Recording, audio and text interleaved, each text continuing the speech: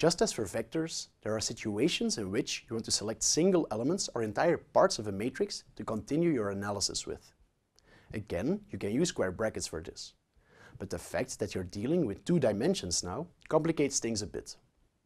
Have a look at this matrix, containing some random numbers. If you want to select a single element from the matrix, you'll have to specify both the row and the column of the element of interest. Suppose you want to select the number 15, located at the first row and the third column. We type m, open brackets, 1, 3, close brackets. As you can probably tell, the first index refers to the row, the second one refers to the column. Likewise, to select the number 1 at row 3 and column 2, we write the following line. Works like a charm.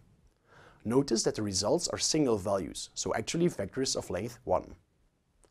Now, what if you want to select an entire row or an entire column from this matrix? You can do this by letting out some of the indices between square brackets. Instead of writing 3, 2 inside square brackets to select the element at row 3 and column 2, you can leave out the 2 and keep the 3 comma part. Now you select all elements that are in row 3, namely 6, 1, 4 and 2. Notice here that the result is not a matrix anymore. It's also a vector, but this time one that contains more than one element. You selected a single row from the matrix, so a vector suffices to store this one-dimensional information. To select columns, you can work similarly, but this time the index that comes before the comma should be removed.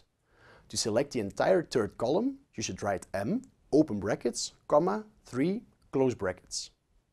Again, a vector results, this time of length 3. Corresponding to the third column of m.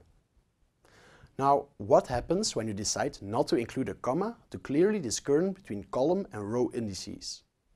Let's simply try it out and see if we can explain it. Suppose you simply type m and then 4 inside square brackets. Result is 11. How did R get to that? Well, when you pass a single index to subset a matrix, R simply goes through the matrix column by column from left to right. The first index is then 5, the second one 12, the third one 6, and the fourth one is 11 in the next column.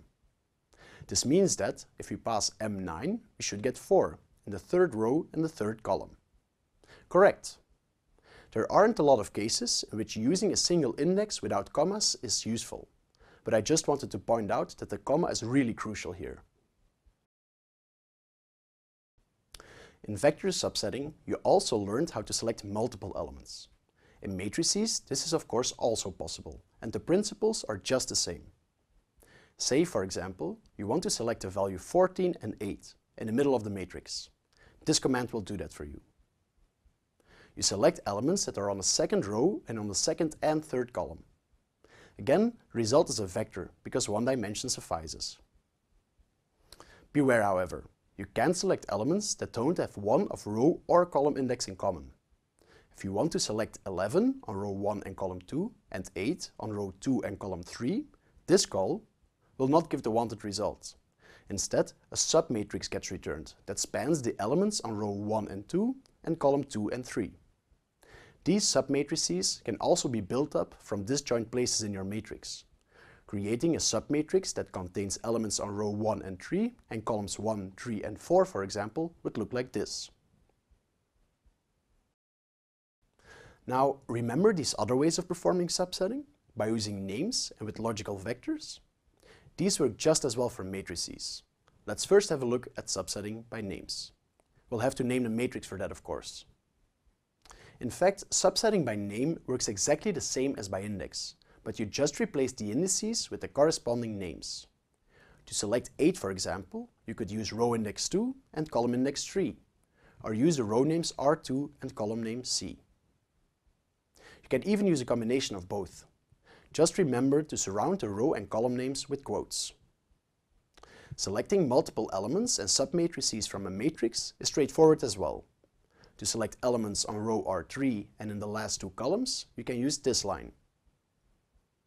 Finally, you can also use logical vectors. Again, the same rules apply. Rows and columns corresponding to a true are kept, while those corresponding to a false are left out. To select the same elements as in the previous call, you can use this command. The rules of vector recycling also apply here. Suppose that you only pass a vector of length 2 to perform a selection on the columns. The column selection vector gets recycled to false, true, and true, giving the same result as before. As you can see, there's nothing new under the matrix sum. Apart from the additional dimension when you compare two vectors, all different techniques to perform subsetting and all of the technicalities remain the same.